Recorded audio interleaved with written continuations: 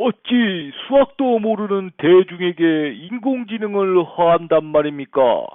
불가합니다.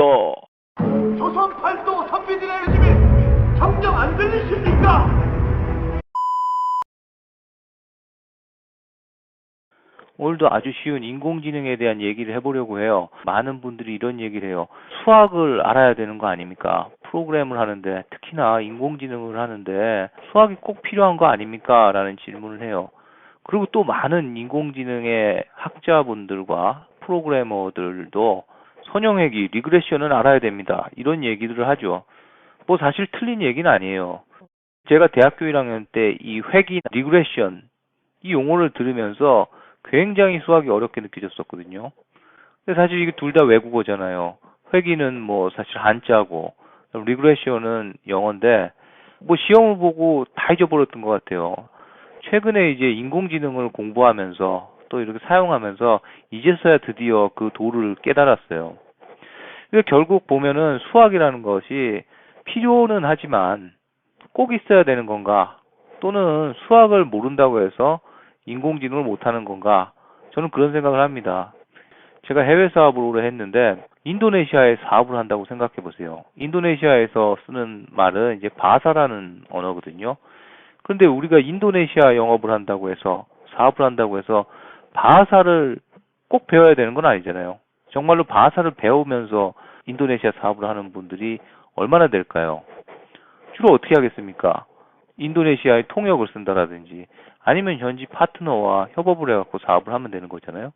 뭐 그런 거 마찬가지 아닐까 싶습니다. 그럼 진짜 그럴까요? 한번 제가 예를 한번 들어보도록 할게요. 제가 지금 하고 있는 것 중에 하나가 얼굴을 보고 나이와 성별, 기분 이런 걸 인식하는 아주 컴퓨터 비전의 이제 딥러닝 프로젝트를 하고 있어요. 뭐 그런 강의도 하고 있고요.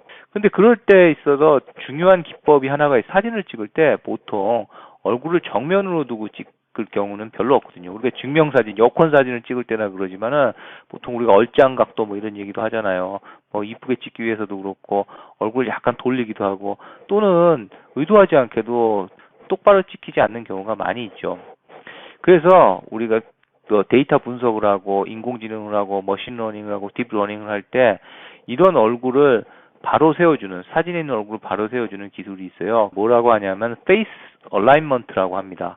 이게 중요한 기술 중에 하나예요. 왜냐하면 이렇게 해서 사진을 정확히 잘 만들어줘야지 인식률이 높아지거든요. 그래서 입력하고 학습한 데이터도 페이스 얼라인먼트를 해주고 그리고 그걸 가지고 분석할 때도 역시 페이스 얼라인먼트를 해주면 인식률이 훨씬 좋아집니다. 그래서 이 페이스 얼라인먼트라는 걸 제가 강의하기 위해서 파이썬 프로그램을 만들었어요. 와우, 보기만 해도 복잡하죠?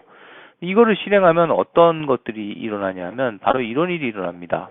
자, 보시는 것처럼 이게 원본 사진이에요. 원본 사진에다가 제가 여러 가지 수학 공식들을 막 썼습니다. 자, 그래서 어떤 결과가 나오냐면 지금 같은 이제 결과가 나오는 거예요. 이렇게 기울어져 있던 얼굴들을 여러 가지 수학의 기법을 이용해서 똑바른 얼굴 형태로 이렇게 만들어주는 거죠. 사진을 이렇게 똑바로 세우기 위해서 여러 가지 수학의 기법이 쓰이고 있죠. 자, 여기서 쓰이는 것들 제가 한 번씩 얘기해 볼까요? 여기 보면은 피타고라스의 정리도 쓰고 있고요.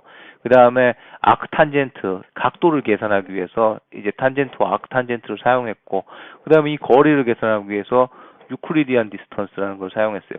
와, 이렇게 자꾸 얘기하니까 여러분들이 갑자기 끄시면 안 돼요. 이제 더 이상 얘기 안 할 거예요. 물론 매트릭스라는 것도 이제 썼습니다. 근데 이런 것들을 그러면은 제가 다 알아야 되느냐? 물론 알면 좋죠. 꼭 이런 것을 몰라도 된다는 거예요. 왜 그러냐? 제가 여기서 이렇게 사용한 코드 있잖아요. 이거 다 공개하고 있습니다. 그럼 저뿐만 아니고 많은 분들이 공개하고 있거든요. 그래서 여러분들이 이거를 그냥 여기 있는 내용들을 참조해서 공부한 다음에 그대로 사용하면 돼요. 프로그램을 사용하면 돼요. 심지어는 요즘은 페이스 얼라인먼트를 해주거나 아니면 아예 뭐 이건 하나의 예인데 딥페이스라고 하는 그 라이브러리인데 얼라인먼트를 해갖고 그 비교 결과까지 내주는 것들 이런 것들을 그냥 아예 라이브러리 제공해요. 그냥 이렇게 갖다 쓰면 되거든요. 이런 것을 모았으면은 나이나 성별, 기분, 그 다음에 인종 같은 것들 이런 것들도 다 알아내는 그 라이브러리가 다 제공되고 있어요. 물론 이거를 좀 더 심도 있게 하려면은 좀 더 공부를 해야 되겠지만 바로 이런 일들을 하는 데 있어서 수학에 대해서 완전히 다 이해하지 않아도 된다라는 거예요. 그래서 여러분들이 아이디어가 있다면 꼭 수학을 잘하지 않아도 할 수 있다라는 겁니다. 자, 우리에게 인공지능을 엄청난 존재로 각인시켜줬던 사건이 있었죠.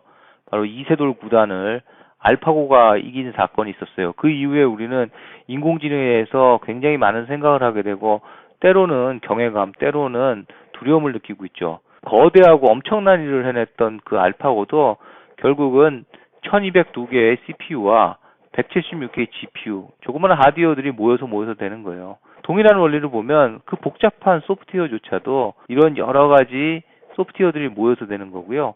그런 것들을 꼭 학교에서 꼭 수학을 잘해야 된다. 저는 그렇게 생각하지 않습니다. 바로 개념과 아이디어가 중요하다고 생각하거든요.